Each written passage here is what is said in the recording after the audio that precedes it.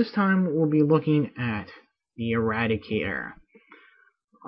Now, the Eradicator first appears in Action Comics Annual number 2 in 1993, maybe earlier than that. Silly me, it's right there in front of me on the card, 1989. Right off the bat, I noticed something that's very different from the picture, and that's his glasses. As you can see, pretty solid. Compare them to his picture on the back, you can see that they're a clear version. So I'm wondering what happened, because this really detracts from the figure, I think. You can see that actually lifting this up or down, I don't know if you can see that, but his eyes, this is actually the same sculpt used for the Heat Vision Superman in the Brainiac 2-pack. Another thing to notice is that his S-Shield cape is not glued down, so it's kind of just floating there, which leads to an odd effect. I'm not too happy about the cape either. It's really thick and solid, and you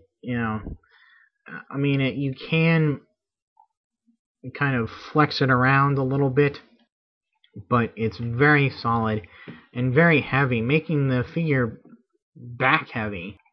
It gets in the way of posing his feet and legs so that he can stand up well.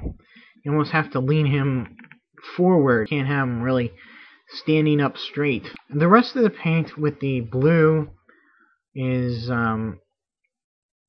okay. It's not as clean as some of the other figures in this wave. Yeah, he does not come with any accessories, so we'll just move on to articulation.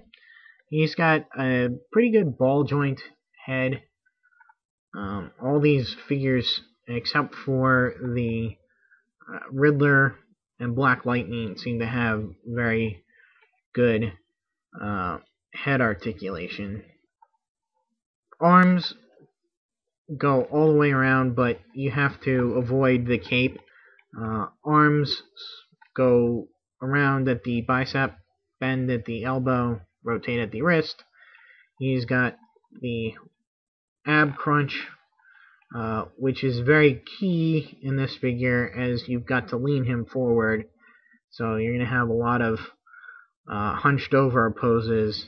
He's got waist articulation, very stiff waist articulation. His legs go forward and back, but not too far back, because again they hit into the cape there. In and out, rotate at the thigh, bend at the knee, bend at the ankle. The Eradicator, although he looks human, is, or I should say looks Kryptonian, or a biological person. It starts off as a device created to preserve Kryptonian culture.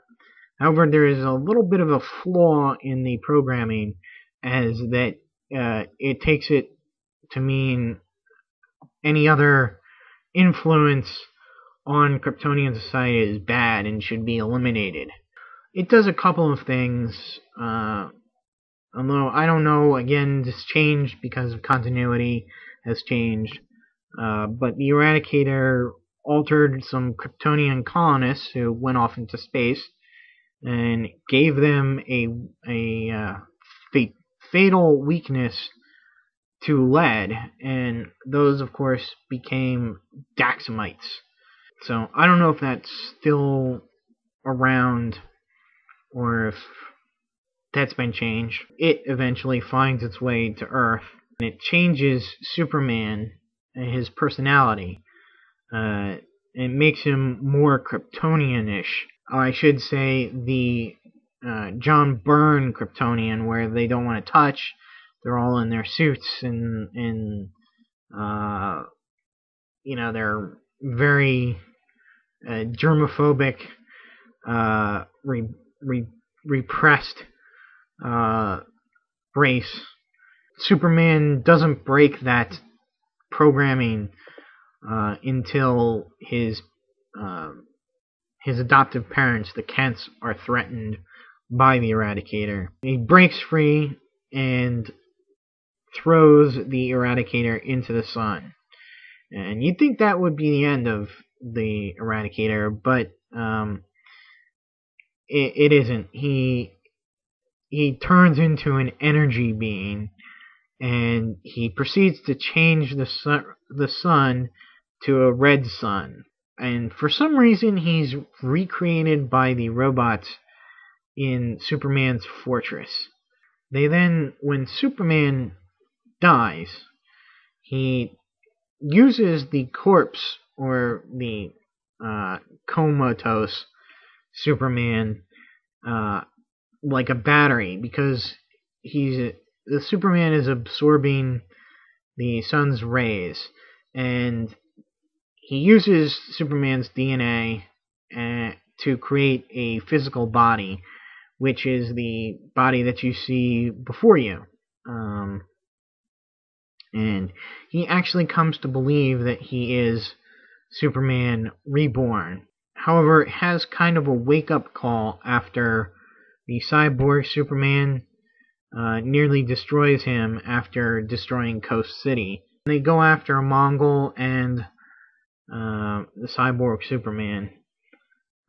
He jumps in front of Superman, taking a kryptonite ray blast, and it destroys the Eradicator and goes through the Eradicator.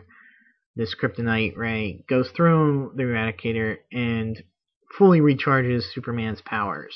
The body becomes merged with the Star Labs scientist Dr. David Connor. He joins the Outsiders for a brief time. He's seen fighting an OMAC during Infinite Crisis, and he's also been seen as a representative of New Krypton, but hasn't really done much lately.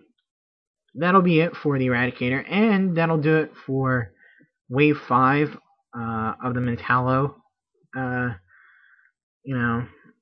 wave of DC Universe Classics.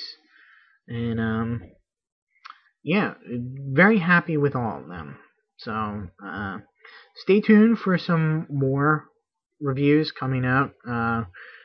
Next month we'll have some more DC Universe Classics to go through. So that'd be Series 13, the Trigon Wave. And right now I'll be finishing or continuing on with my Marvel Legends villains.